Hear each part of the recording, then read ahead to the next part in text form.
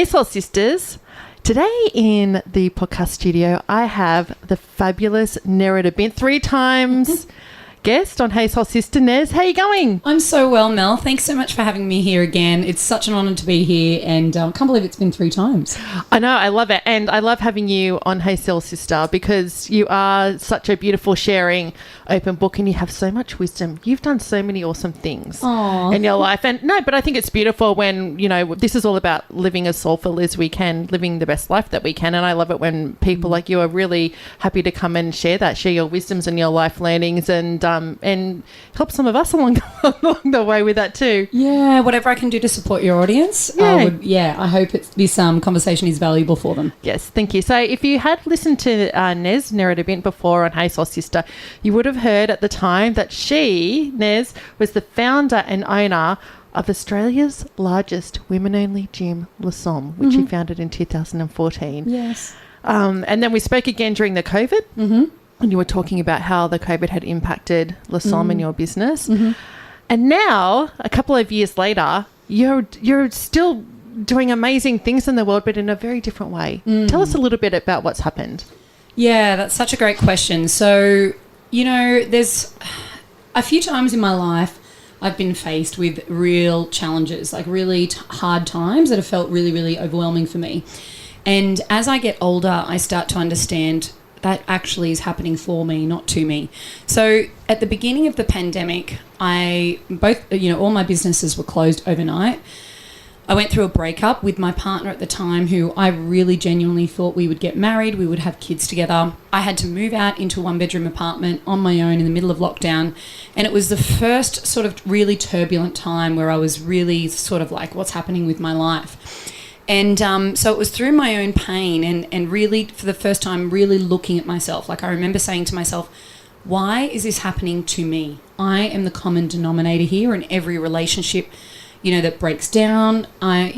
Something is happening for me, and I need to understand what it is. And it's the first time I took radical responsibility for every single part of my life. How empowering is that, though? Because it's really easy to blame everybody else. It's really easy to point the finger and go, oh, but this wasn't my fault, that wasn't my fault. And it's not about blame or fault, but it's so empowering to actually go, hey, I'm involved in this. Yeah. Well, you do. You attract every single experience into your life, whether it's positive or negative. And what I have found in the work that I've done since then is we tend to attract the same experience in some shape or form over and over and over until we heal that wound within us. So for me, that was really healing the wound of like this interesting distance that I felt safe to be in a relationship with somebody without too much emotional connection. But yet that was the very thing that was going against my end goal, which was to end up married, you know, with children and, you know, in a beautiful connected partnership. So it was the first time I really, really looked at that. And, I sort of for about 6 months was just in a bit of a hole, reading books, listening to podcasts, started meditating for the first time, started really exercising. And I would share things on Instagram and people would really resonate and connect with me and say, sort of reach out.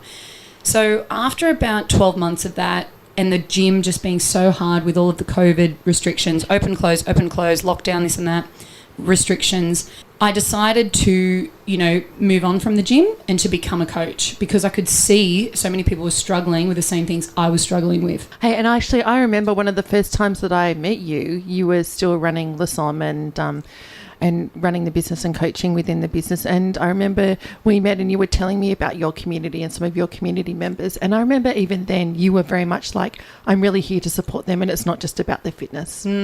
Yes. It's actually bigger than that. Yeah. When I had La Somme, it was so interesting, right? I was the least interested in fitness and training gym owner you've ever met. Like I was so not, like my head coach, she would be constantly fascinated by the latest training, like research and information, and I just could not be bothered. The reason why I brought La Somme together was I wanted a place to exist for women to feel like they belonged, because I had my own experience of being excluded by a gym and basically being rejected because I was too overweight.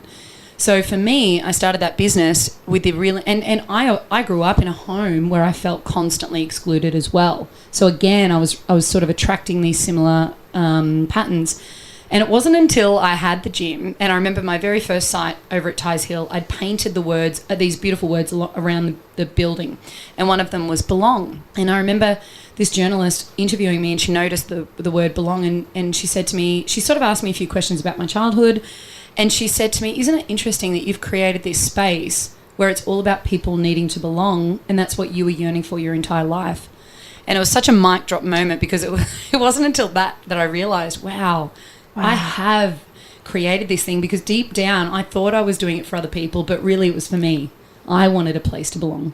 Yeah. And so it was such a special time. I had La Somme for 8 years, and I decided to sell in 2022. So it's been nearly 2 years now that I've been out of that business. And I transitioned to coach people. And so again, it's still about helping people, but it's on a more deeper level. It's really helping them to understand their childhood trauma, their pain, their beliefs, their self-worth, and to really, really help them, help move them into the most confident, authentic, secure version of themselves, so they can thrive. And again, because that's what we want. Really, at the end of the day, what we all want is to live a happy, joyful life, and being able to be really self-aware, and to heal old wounds, to actually be self-aware of old wounds and traumas, and to be able to heal those, and to be confident enough to want and strive for something better is so important. And similar to the women we see at Got Your Back Sister, they've experienced the trauma of domestic violence or abuse growing up, and that's where they're trying to get to. So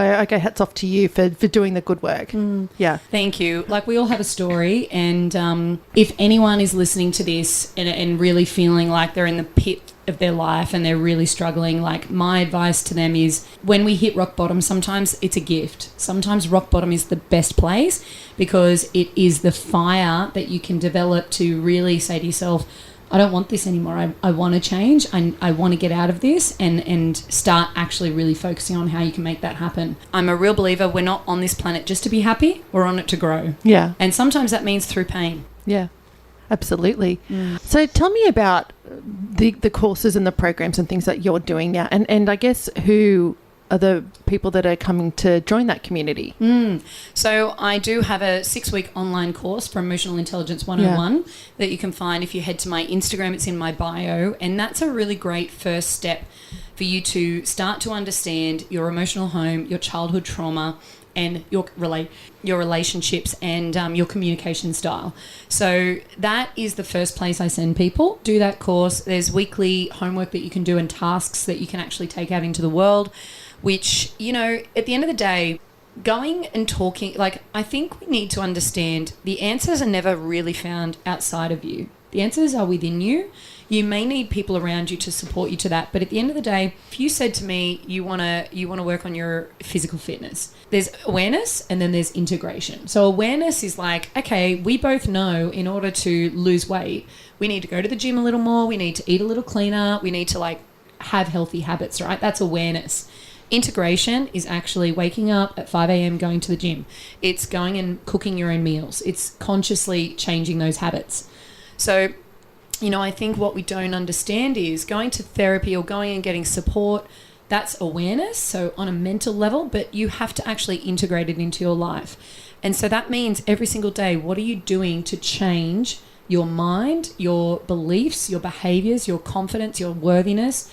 Because your external life is a reflection of all of that internally. So talk to us about emotional intelligence, because I know you do a lot of work in that space, and you've just mentioned it then. And you also talked about your emotional home, which I've not heard of that before. Oh, cool. Yeah. Oh, I love this. Let's go down this whole deep dive. Yes. So your emotional home are the emotions that you felt most between 0 and 7 years old. So they're usually a blend of the emotions that both of your parents, projected onto you. So ideally, we would love for those emotions to be things such as happiness, joy, peace, contentment, energize. Like, if you were raised in a secure home, a stable home, where there was a lot of love and a lot of safety, you generally will feel those emotions growing up. Now, let's be honest, we now know that there's a huge percentage of the population that do not have that. Now, I think what I see a lot of people really facing their trauma and really trying to understand it and overcome it. And then I see people maybe not really understand that trauma isn't just abuse, violence, and you know, chaos and unsafety, it's actually sometimes, like I've got plenty of clients who have suffered like a lot of micro trauma through overbearing, you know, involved parents that haven't honoured boundaries and haven't tried to develop an independent child. So it's really, you know, any time that you're noticing you are shape-shifting, you're abandoning yourself, you're putting other people's needs above your own, you are subconsciously trying to control and avoid an emotion. So for me, my emotional home, so when you look, there's a great wheel, the emotion wheel. That's the first thing I would suggest anyone to look at.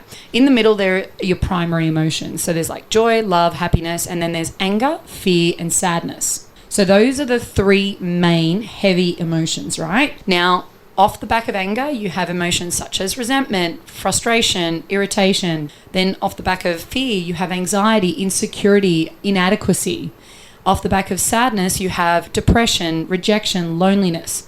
So for me, I experienced a lot of the sadness. So I experienced quite a bit of sadness, loneliness, shame, rejection, and confusion. And so what will happen is when your emotional home will be triggered in lots of different circumstances in your life. So it's not just your relationships, it's not just your work, it's not just friendships, it's not just parenting, it's usually most of them, because deep down you have not worked through and released that emotion from childhood. Okay, so I'll share with you what mine is. Go. Anxiety. Yeah. So when I think back from ages 0 to 7, I just remember feeling really anxious as a child. Yeah. And that followed through into my adult years. And it's only been the last couple of years that I've really been able to recognise and do a lot of work on that. But I think about my childhood and I was really anxious. And isn't it funny that, because have you attracted partners into your life who, you know, amplified that emotion within you?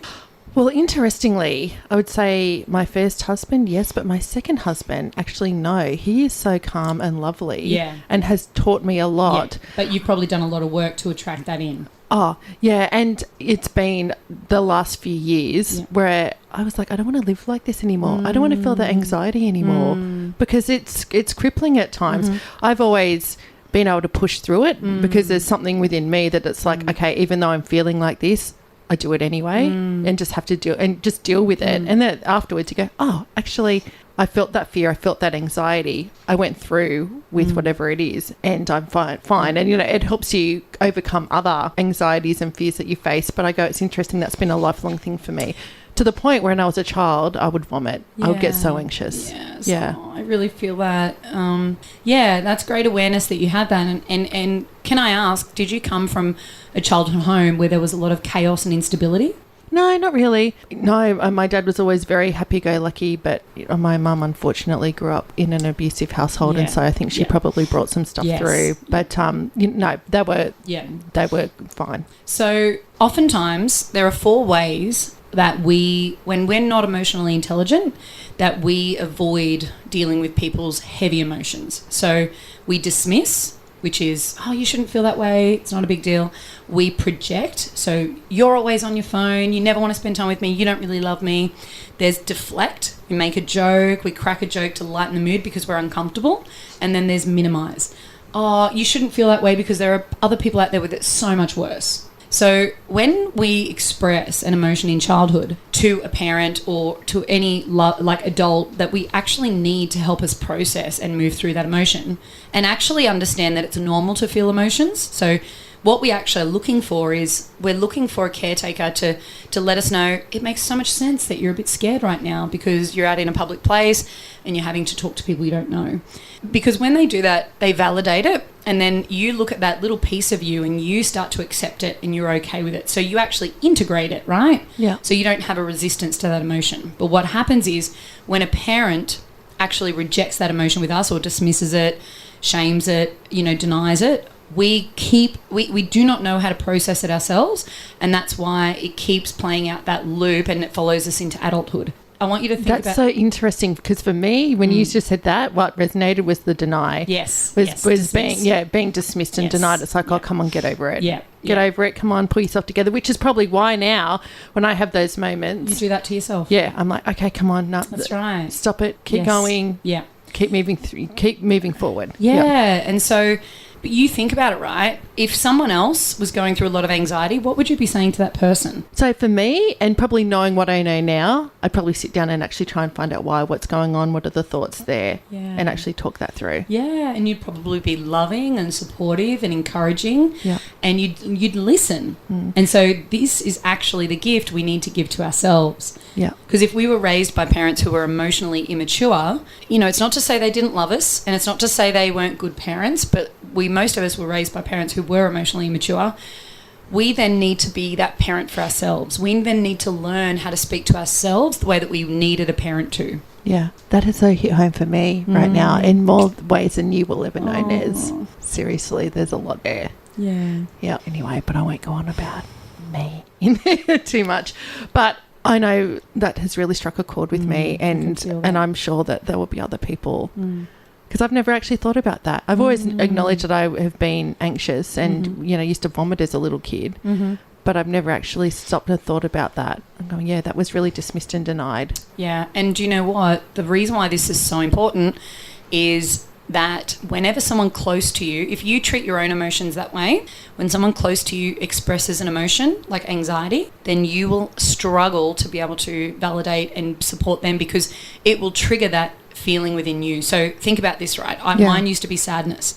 So I used to be that girl when I was with my girlfriends. If someone started, you know, if we were talking and someone was sharing something that was going on in their life and they started to, you know, express some sadness and started to get emotional and cry, I would be the first one, because I was so uncomfortable with sadness within myself, I would be the first one to try and stop them from crying. So I would be like, oh, it's okay, don't cry, it's all right, let's talk about something else, let's move on. Like, oh, it's, you know, because I was so uncomfortable with sadness myself. So the more that we can actually validate these emotions within us and process them and see them as little parts of us that need to be seen and loved and cared for, the more we can do that for our children, our partners, our friends. Because the closest people to you are the ones that you struggle to hold space for. People, friends and stuff like that might be easier, but say, for instance, a partner or a child, when they express that same emotion, we may find ourselves being triggered because it's bringing that emotion closer to us. And so therefore, because we're uncomfortable with it, we want to suppress it in them. Oh, my God, Nez. And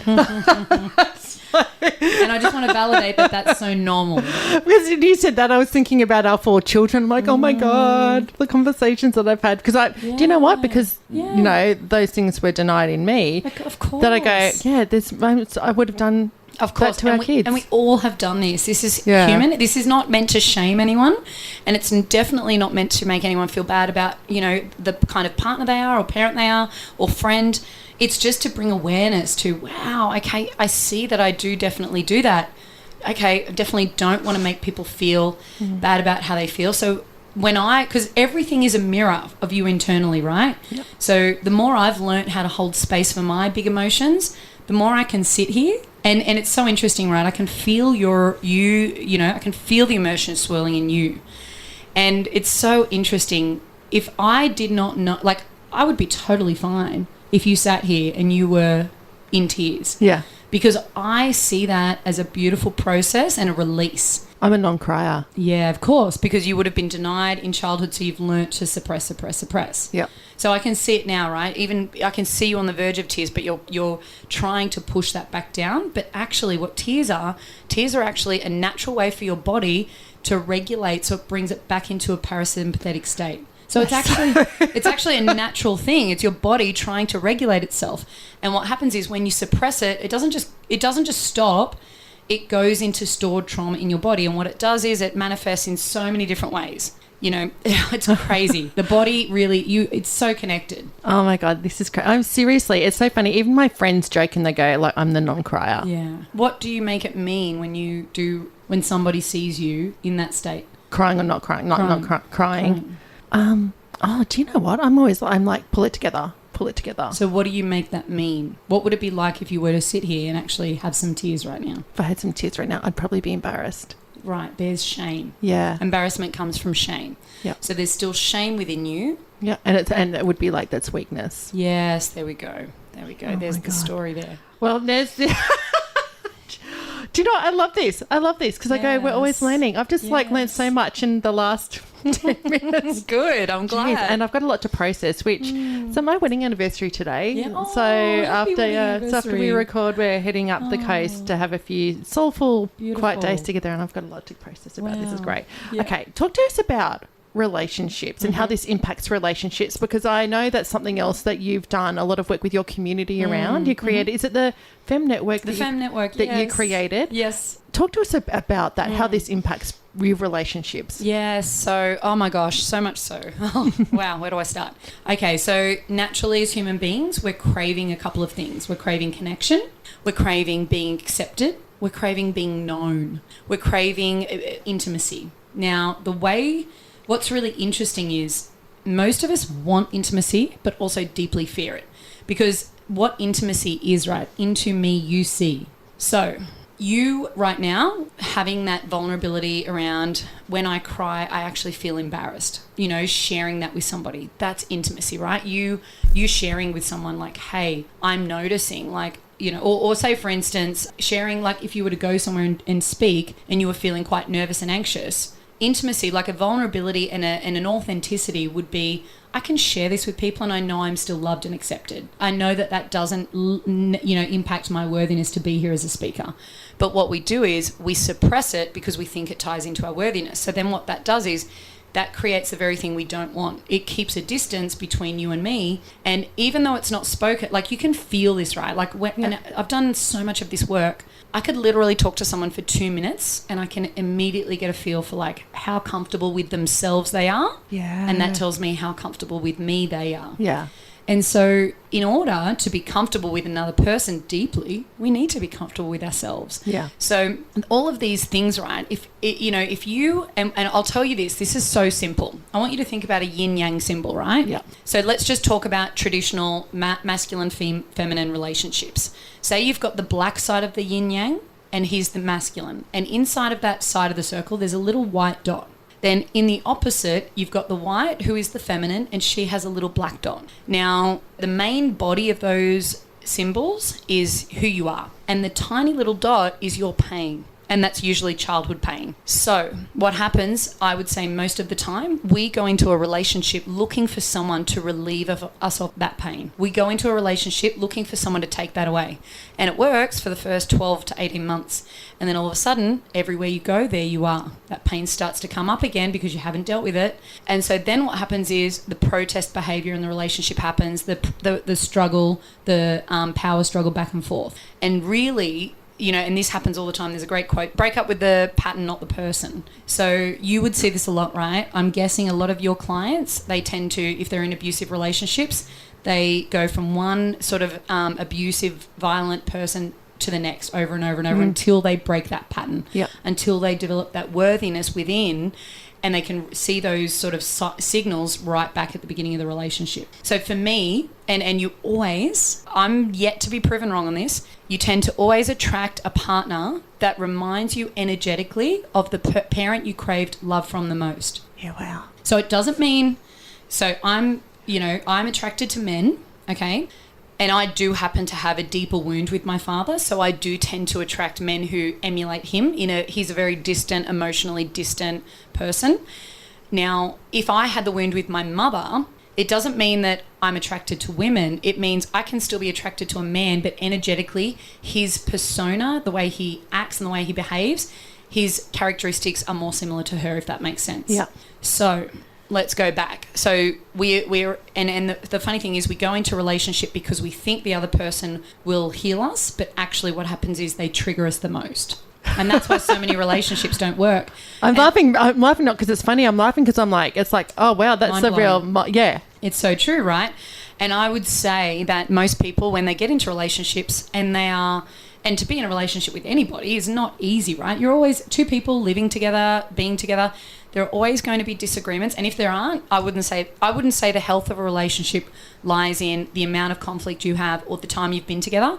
Because I've seen lots of unhealthy relationships where someone just suppresses because in order to be accepted, and they're living a completely inauthentic life. And then what happens is they get diagnosed with cancer and, because their body is manifesting this complete disconnect within them. So what I will say is, most people, when they're triggered or upset or hurt or angry, frustrated, whatever the emotion is, I would argue that 80% of our population do not know how to bring that to their partner in a healthy way. And so what happens is, because your communication is unhealthy, you think about it, right? You start that conversation, then they're just bouncing back to you. Most people do one of four things, which is the 4 horsemen by the Gottmans. There's contempt, there's defensiveness, criticism, and stonewalling. Now, most women I work with tend to play with the criticism and the defensiveness. So you think about it, right? If you're wanting, and that's the projection, right? Say, for instance, let's just go for a really simple thing. I'm at home with my partner. He's on his phone a lot. I've had a bad day. I really want love and connection, but I'm noticing how much he's on his phone. So I go into a story in my head that he's on his phone. Who is he talking to? He's always on his phone. He doesn't really love me. I follow that thread. And instead of me, now this is intimacy, this is vulnerability, this is conscious communication. Instead of me noticing that and sitting back and thinking, wow, isn't this interesting that I'm having all these thoughts? Wow, well, I've been with this, and I will say this was my experience. I've been with this man for 3 years who has moved heaven and earth to make me happy. He's done so much for me. Why am I naturally, automatically assuming right now he doesn't love me? And then coming to him and saying, babe, I'm noticing I'm having all these thoughts. I'm noticing I'm feeling really distant from you, and I can see that you're on your phone, and I would love to connect with you when you're ready. That is true intimacy. That is true vulnerability, and most people don't have that. So what I did was pointed the finger. You're on your phone. You're always on your phone. You don't really love me. Why aren't we engaged yet? Da-da-da-da-da. Off we go. And then what do you think he's going to do in response? Get defensive. Because he doesn't have the ability to see that. So this is where it's two people, right? He doesn't have the ability to see that and kind of go, wow, she's really upset right now. What's going on for her? Hey, darling, that's actually not true. I do love you, but I can hear you're really scared right now. Why don't you tell me what's really going on? And then off we go, back and forth. It's just a tennis match. And it's a complete, we're having a conversation about something that's not even about the real thing. So it's so important. These skills are so important because everyone wants a conscious, amazing relationship, but yet not many people are actually prepared to do the work to be able to learn how to communicate in that way. And for me, such a long time, I wanted that conscious, amazing relationship, but I kept thinking it was in another person. But yet every time I would be in a relationship, I'd notice myself communicating in a way that was terrible. So it was like, what do you expect? You're going to attract what you are. And I'll tell you this, right? A lot of women are with men who don't open up, won't be honest with them. And I ask them, and they're really frustrated. They're like, I wish he would just open up to me more. I wish he would share more of how he feels with me. And I say to them, have you ever once considered if you're a safe person for him to talk to? Yeah. Because emotional safety means I'm not going to judge you. I'm not going to change you. I'm not going to suppress. I'm not going to try and tell you what to do. I'm just going to sit here and listen and validate exactly why, exactly how you're feeling when you're feeling it. And not many of us know how to do that. Wow. Nezzy, give us your top tips for enjoying a soulful, loving, positive relationship with your partner. Top few tips. Yeah. First one is do the work on yourself. Be the person that, every single conversation, thought, feeling that you have, examine it and start to pull at that thread. Because whatever your beliefs are, you will project out into the world and you'll attract the experiences to mirror that. So I would say the first thing is get underneath it all. Get a coach, or go online and do a course or listen to some podcasts. Do you know what? I listen to YouTube videos. Yeah, YouTube's amazing. Yeah, when I wake up in the middle of the night, 2 or 3 in the morning, I literally pop on YouTube and then I must listen to the similar sort of things because they pop up in my feed all the time. Right. Pop my earbuds in and just listen to. YouTube is so good. There's so much free stuff out there that you can listen to. It's amazing. There are so many books that can help you understand this. So, commit to becoming emotionally intelligent. They're now saying emotional intelligence is the number one skill that is the indicator of your relationship, your career, your family, all of that success. Because what it is, it's actually just a relationship with yourself. And then the more that you understand yourself, the more you can change your behavior or your actions to then show up in a way that you like. So, you know what I mean? So it's so important. So become emotionally intelligent, get people around you who are. And I would also say, you know, so much of it is in the body. So move your body as much as you can to move out these emotions. Don't suppress anything that your body wants to feel. There are three. Okay, so when we talk about fear, sadness, and anger, the way to release fear is through the breath. Okay, so breath work, deep breathing, box breathing, whatever it works for you. The way to release sadness is tears. Let the tears flow. Let them come from your body. Let them pour. And the way to release anger is any sort of primal movement, such as screaming, punching, jumping up and down, shaking, getting underwater and screaming, jumping around, shaking, like anything at all to move that anger through your body. Now, emotions are not bad. Behavior is what's potentially bad. So if you and I were together and I noticed myself getting quite angry, punching you would not be okay. But going away and punching a pillow to release that, totally fine. Yeah. So I would say those three things have helped me so much. And I've really learned anything that comes up, do not suppress, because emotions are like a beach ball in the water. You hold them under for such a long time, but eventually they pop back up, and the longer you've been holding it under, the bigger that explosion is at the end. So, yeah. And do this for your kids and your friends and your partner, all of it. Nez, I love that. Such good advice. Now, where can people find you? Because I think Soul Sisters, if any of this has resonated with you, or that you might be aware that your relationship isn't feeling right, or you might be having struggles or power plays, and that you would like a better, more soulful relationship and life, Nezzy, where can people find you? Yeah, at the moment, the best place to reach out to me is Instagram. I have my 6-week emotional intelligence course that is, you know, $199, and it's an amazing first step for anyone doing this work, and that's in my bio. Send me a DM. I've got a podcast, the Nerida Bint podcast. There's heaps of information on that as well. And if this resonates for anyone, please reach out to me. I always write back to all of the DMs that I get. And thank you for having me on the show, and for all the work that you do in your community to lift people's emotional intelligence, help them live better lives. And I really see how hard you work. And thanks, Nez. Thanks. Yeah. But this has been amazing. There's so much good stuff here. I can't wait for it to get out into the world. Yay. Thanks for having me.